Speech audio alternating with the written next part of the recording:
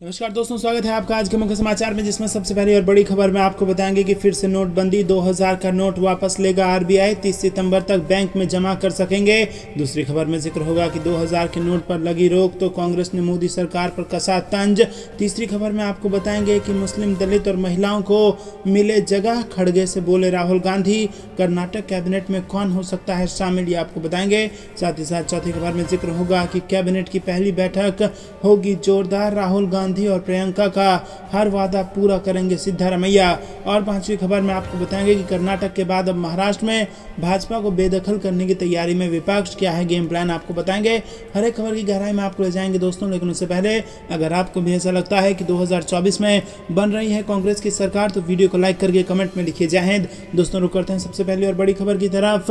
फिर नोटबंदी, 2000 का नोट वापस लेगा आरबीआई, 30 सितंबर तक बैंक में जमा करा सकेंगे नोट। जी हां दोस्तों, एक बार फिर से नोटबंदी हो गई है। आपको बता दें कि भारतीय रिजर्व बैंक ने सबसे बड़ी करेंसी 2000 रुपए के नोट पर बड़ा फैसला लिया है और आरबीआई ने 2016 के नोटबंदी के बाद जारी 2000 रुपए के नोट को वापस लेने का ऐलान कर दिया है। हालांकि बाजार में मौजूद 2000 नोट फिलहाल चलन में रहेंगे। भारतीय रिजर्व बैंक ने देश के बैंकों को सलाह दी है कि वो अब 2000 रुपए के नए नोट ग्राहकों को जारी करना बंद कर दें। क्लीन नोट पॉलिसी के तहत रिजर्व बैंक ने फैसला लिया है। 30 सितंबर 2023 तक 2000 रुपए के नोटों को बैंक में जमा कराया जा सकता है। रिजर्व बैंक के अनुसार 23 मई 2023 से किसी भी बैंक में एक समय में 2000 रुपए के नोट को अन्य मूल्य वर्ग के नोटों से बदला जा सकता है। नोट बदलने की सीमा 20,000 रुपए है, यानी एक बार में 20,000 रुपए के नोट बदले जा सकेंगे।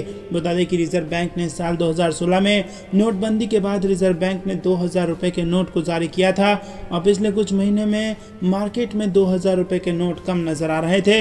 रुक करते हैं अगली ब्रेकिंग न्यूज की तरफ। 2000 के नोट पर लगी रोक तो कांग्रेस ने मोदी सरकार पर कसा तंज। जी हां दोस्तों, रिजर्व बैंक ने शुक्रवार को बड़ा फैसला लेते हुए 2000 रुपए के नोट को चलने से वापस लेने का फैसला किया है और बयान के मुताबिक ये नोट 30 सितंबर तक वैध बने रहेंगे। बैंक के इस फैसले के बाद कांग्रेस ने मोदी सरकार पर तंज कसा है। वरिष्ठ नेता जयराम रमेश ने कहा है कि हमारे स्वयंभू विश्वगुरु पहले करते हैं फिर सोचते हैं। उन्होंने कहा कि 8 नवंबर 2016 के विनाशकारी तुगलकी फरमान के बाद इतनी धूमधाम से पेश किए गए 2000 रुपए के नोट अब वापस लिए जा रहे हैं। वहीं कांग्रेस नेता पवन खेड़ा ने भी कहा कि 8 नवंबर 2016 का भूत एक बार फिर देश को परेशान करने के लिए वापस आ गया है। नोटबंदी का बहुत प्रचारित कदम इस देश के लिए एक बड़ी आपदा बना हुआ है। पीएम मोदी ने 2000 के नए नोट के फायदों पर राष्ट्र को उपदेश दिया और अब जब छपाई बंद है तो उन सभी वादों का क्या हुआ। उन्होंने कहा कि सरकार को इस तरह के कदम के पीछे अपनी मंशा बतानी चाहिए। सरकार अपने जन विरोधी और गरीब विरोधी एजेंडे को जारी रखे हुए है। उम्मीद है कि मीडिया इस तरह के कठोर कदम पर सरकार से सवाल करेगा और इसे दुनिया में चिप की कमी के लिए जिम्मेदार नहीं ठहराएगा। रुक करते हैं अगली ब्रेकिंग न्यूज की तरफ। मुस्लिम, दलित और महिलाओं को मिले जगह, खड़गे से बोले राहुल गांधी। कर्नाटक कैबिनेट में कौन हो सकता है शामिल, ये आपको बता दें दोस्तों कि कर्नाटक में शनिवार को सिद्धारमैया और डीके शिव कुमार मुख्यमंत्री व डिप्टी सीएम पद की शपथ लेने जा रहे हैं और इसके लिए बेंगलुरु स्थित काटेरवा स्टेडियम पूरी तरह तैयार है। शपथ ग्रहण की तैयारियों के बीच दोनों नेता दिल्ली पहुंचे और कांग्रेस के सामने अगली बड़ी चुनौती कैबिनेट गठन की है, जिसके लिए कई समुदायों से मांगे उठ रही हैं। सूत्रों के अनुसार कैबिनेट गठन की चर्चा के बीच कांग्रेस नेता राहुल गांधी ने पार्टी अध्यक्ष मल्लिकार्जुन खड़गे से कहा है कि कैबिनेट में सभी वर्ग, खासकर मुस्लिम, दलित, पिछड़ा वर्ग और महिलाओं को जगह मिलना चाहिए जिन्होंने कांग्रेस को वोट किया है। वहीं दोस्तों, कर्नाटक के नवनियुक्त सीएम सिद्धारमैया के सामने पहली चुनौती भी सही संतुलन के साथ मंत्रिमंडल के गठन की होगी, जिसमें सभी समुदायों, धर्मों, वर्गों और पुरानी और नई पीढ़ियों के विधायकों का प्रतिनिधित्व हो। दोस्तों रुक करते हैं अगली ब्रेकिंग न्यूज की तरफ। कैबिनेट की पहली बैठक होगी जोरदार, राहुल गांधी और प्रियंका गांधी का हर वादा पूरा करेंगे सिद्धारमैया। जी हां दोस्तों, कर्नाटक में कांग्रेस की सरकार तो बन गई, लेकिन अब पार्टी के सामने सबसे बड़ी चुनौती होगी चुनावी वादों को पूरा करना। प्रदेश के मुख्यमंत्री और उप मुख्यमंत्री बनने जा रहे सिद्धारमैया एवं डीके शिव कुमार कांग्रेस के वरिष्ठ नेताओं को शपथ ग्रहण समारोह में आमंत्रित करने और मंत्रिमंडल के गठन पर नेतृत्व के साथ चर्चा करने के लिए राजधानी दिल्ली पहुंच चुके हैं। आपको बता दें कि सिद्धारमैया 20 मई को कर्नाटक के मुख्यमंत्री पद की शपथ लेंगे और उनके साथ डीके शिव कुमार भी शपथ लेंगे, जो इस सरकार में उप मुख्यमंत्री के पद पर काबिज होंगे। दिल्ली पहुंचने के बाद कर्नाटक प्रदेश कांग्रेस कमेटी के अध्यक्ष शिव कुमार ने मीडिया से बात की और कहा कि हम अपने नेताओं को आमंत्रित करने के लिए यहां आए हैं और हम गांधी परिवार और मल्लिकार्जुन खड़गे को व्यक्तिगत तौर पर न्योता देंगे।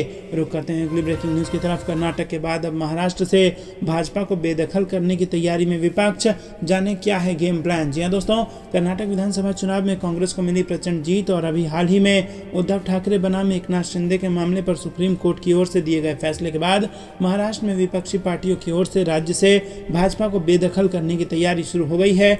महाराष्ट्र में विपक्ष और महाविकास अघाड़ी की प्रमुख दल राष्ट्रवादी कांग्रेस पार्टी और शिवसेना की ओर से एक बार फिर एकनाथ शिंदे और देवेंद्र फडणवीस के गठबंधन वाली सरकार के खिलाफ कार्य योजना पर काम शुरू हो गया है। कर्नाटक विधानसभा चुनाव कांग्रेस को मिली प्रचंड जीत और भाजपा की हार के बाद महाराष्ट्र में विपक्षी पार्टियों की हलचल भाजपा के खिलाफ तेज हो गई है और इसी का नतीजा है कि कर्नाटक विधानसभा चुनाव की मतगणना के 3 दिन बाद ही महाराष्ट्र के प्रमुख विपक्षी दल राष्ट्रवादी कांग्रेस पार्टी की कोर कमेटी की बैठक पिछले बुधवार यानी 17 मई को मुंबई में आयोजित की गई।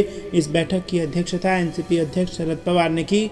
एनसीपी कोर कमेटी की इस बैठक में कर्नाटक में भाजपा की हार के बाद देश की राजनीतिक हालात पर चर्चा के साथ संभावना ये भी तलाशी गई कि महाराष्ट्र में भाजपा और एकनाथ शिवसेना की गठबंधन वाली सरकार को लेकर क्या कुछ नया किया जा सकता है। एनसीपी के प्रवक्ता महेश तापसे के अनुसार मुंबई में शरद पवार की अध्यक्षता में एनसीपी की कोर कमेटी की बैठक में स्थानीय और आम चुनावों के मद्देनजर कार्यकर्ताओं को तैयार करने के लिए पार्टी संगठन के मामलों पर व्यापक रणनीति पर चर्चा की गई और उन्होंने कहा कि ये बैठक इस बात को देखते हुए मायने रखती है कि महाराष्ट्र में शिंदे फडणवीस सरकार के खिलाफ कर्नाटक जैसी सत्ता विरोधी लहर है।